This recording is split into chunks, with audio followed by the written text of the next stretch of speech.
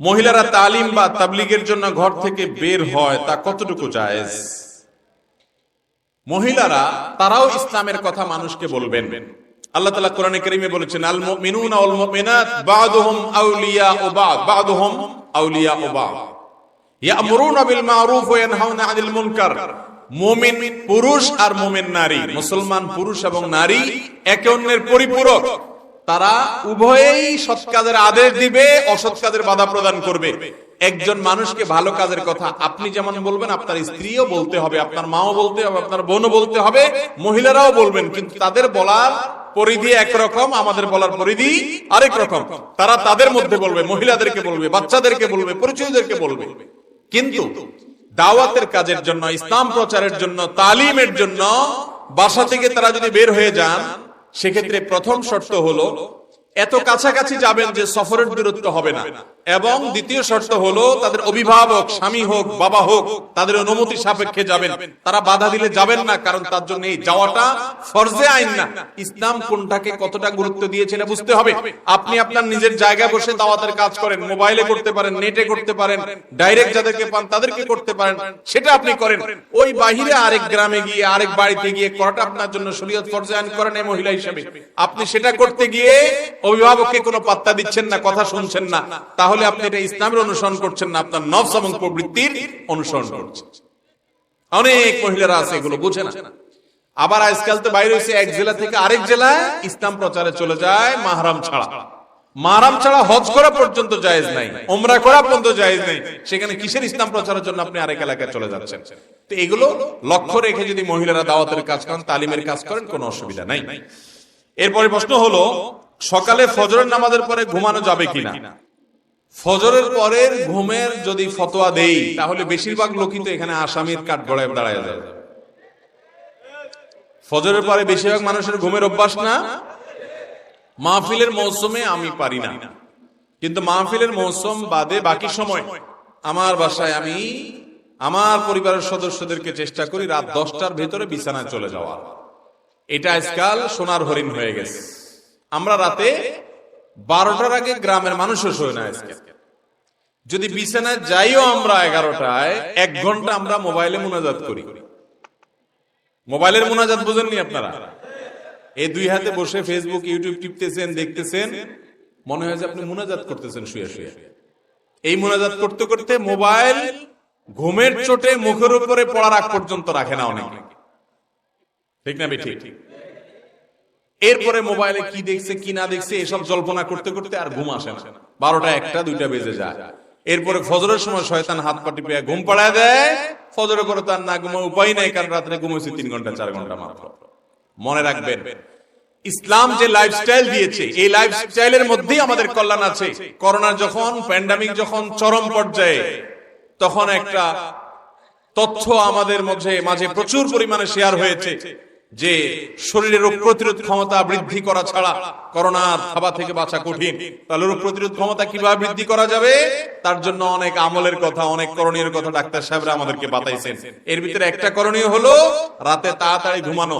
রাত 10টা থেকে 2টার যে ঘুম, এই ঘুমটা আমাদের বডিতে ইমিউন এবং রোগ প্রতিরোধ ক্ষমতাকে শক্তিশালী করে।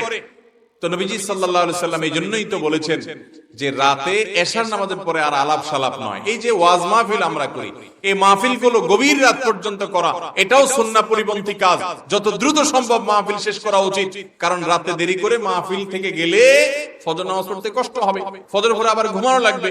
ফজরের পরে ঘুমানোটা হারাম না, ফজরের পরে ঘুমাইলে বড় কোনো গুনাহ হবে না, কিন্তু এটা অনুচিত, অনুত্তম কাজ, সুন্নাহর খেলাফ কাজ। অনেক উলামা ইকরাম মাকরুহ বলেছেন। নবী করিম সাল্লাল্লাহু আলাইহি সাল্লাম ফজরের পরে ঘুমাইতেন না। তিনি দোয়া করছেন, আল্লাহুম্মা বারিক লি উম্মতি ফি বুকুরিহা।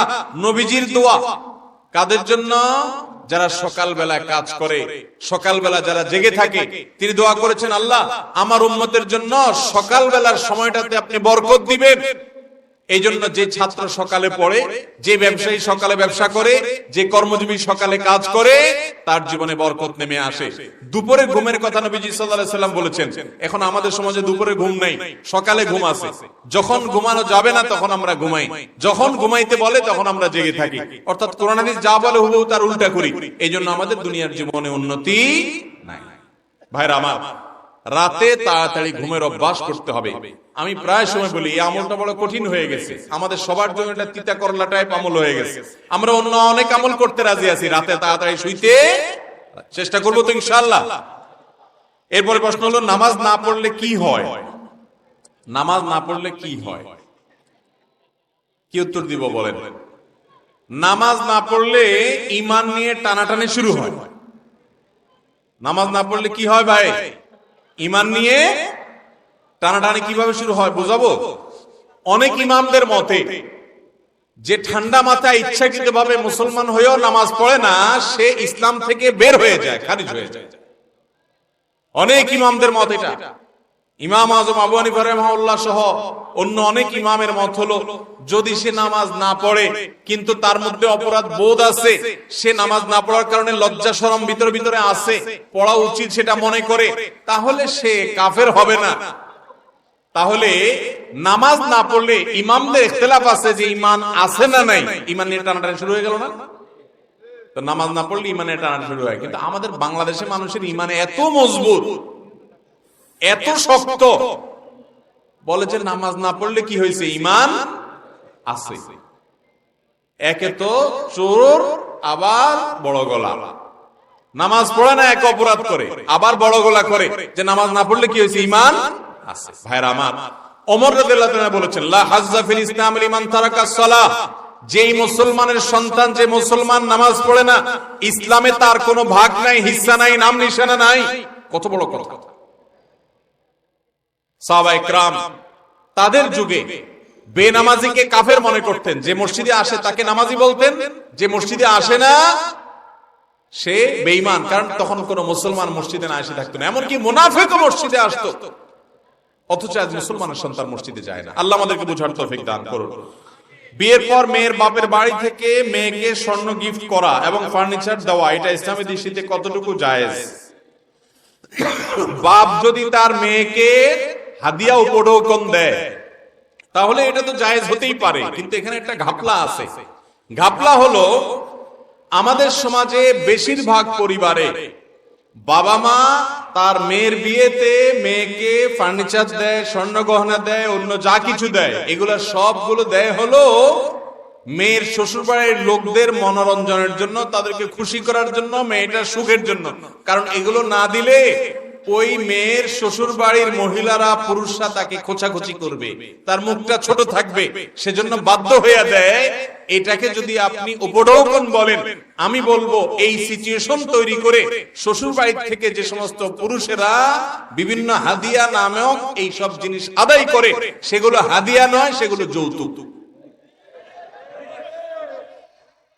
এই অঞ্চলে যৌতুকের প্রথা প্রচলন আরো বেশি, অনেক বেশি।